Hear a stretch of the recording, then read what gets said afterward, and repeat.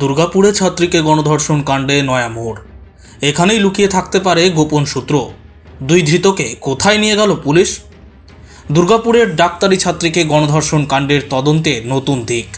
দুর্গাপুরের চিকিৎসক পড়ুয়াকে গণধর্ষণের ঘটনার তদন্তে গতি আনতে এবার গুরুত্বপূর্ণ পদক্ষেপ নিল পুলিশ।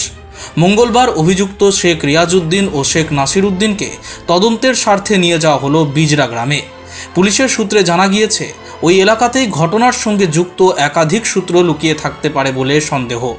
দুর্গাপুরের নিউ টাউনশিপ থানার পুলিশ ও দুর্গাপুর থানার পুলিশের যৌথ টিম উপস্থিত ছিল পুরো অভিযানে।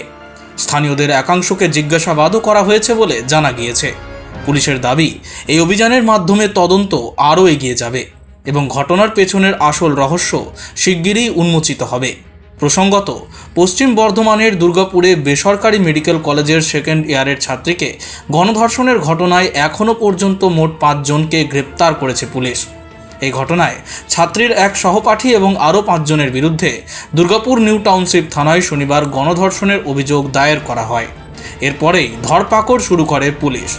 অপু বাউরি, ফিরদৌস শেখ এবং শেখ রিয়াজউদ্দিন সহ মোট 5 অভিযুক্তকে গ্রেপ্তার করা হয়েছে। Bureau report, angular news.